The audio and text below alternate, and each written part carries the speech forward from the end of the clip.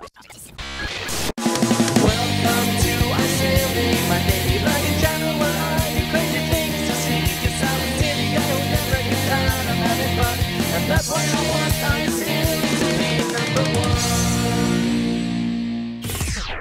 What up, guys? So it's a nice day outside again. It's a little bit windy and it feels a bit chilly in the house, but I'm okay. It's not freezing. I am trying to learn the tail whip, and I nearly landed one yesterday.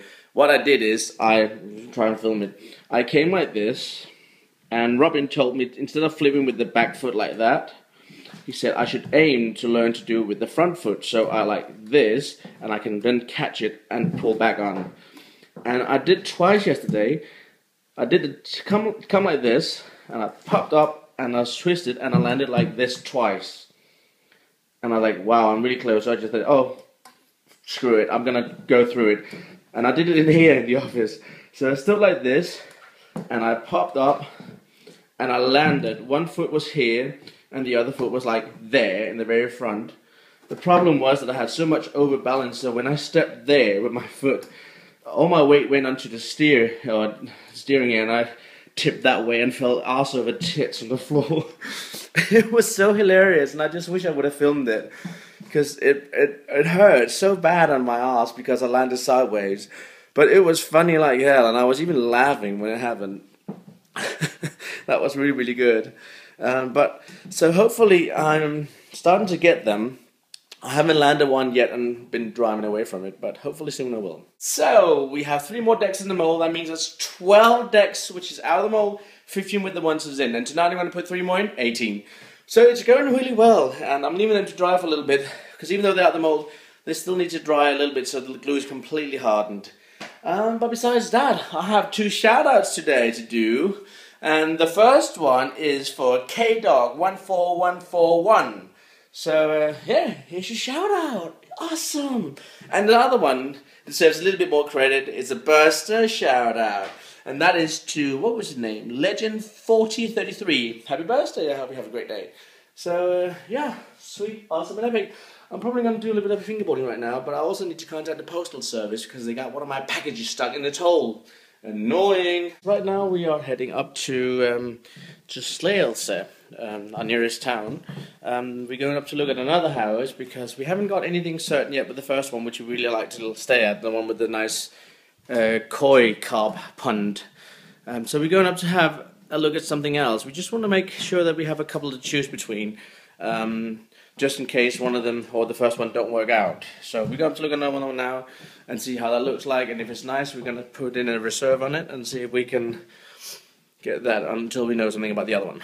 Yo, what up guys? Sitting here and reading an awesome article about Snyder's life about fingerboarding, all that, and it's like, wow, I wish my life could have been very much like that, because I started fingerboarding about the same time as he did, and I just wish I would have put myself together and made a company and had people to believe me like his parents did. Great job to Mr. and Mrs. Snyder, Mike's parents, for supporting the son so well. I'm really, really amazed by that. If you guys haven't read the article, and you have a chance to get to that magazine somewhere, or maybe, I don't know if you can read it online, you should definitely check it out. It really is an interesting article, and it's really impressive. Alright guys, going down to the basement to change the fingerboard decks to some new ones, so let's go downstairs. 1, 2, 3 decks in the mold, and I got 15 decks there already, so that is 18 decks so far. Also tomorrow I'll put over, when I wake up tomorrow, I'll put 3 more over, and I will continue this for quite a substantial time, until I have so many I'm about to be sick and tired of fingerboards. And then I need to go out and sand them. I got 3 sizes here. That's my killer kicks, you know, the ones with the very high kicks. Medium, that's my medium mold, of course. I haven't ridden that myself, but Lesser writes and he said it's quite good, which I'm glad to hear. And then I have my low one, which is like, I think that the height is about the same height as Berlin wood. But I'm not too sure. I haven't really checked it out with the Berlin woods. But it's quite a low shape. The thing about my decks, which people usually ask, what are the difference of my decks compared to anyone else? I would say that the other decks, like Berlinwood and Flat Face, to me, I think they're about 10 centimeters long, 10 centimeters 10.2 or something like that. I can't really remember the length. My deck stretches up to be almost 11 centimeters, so I have a little bit longer kicks.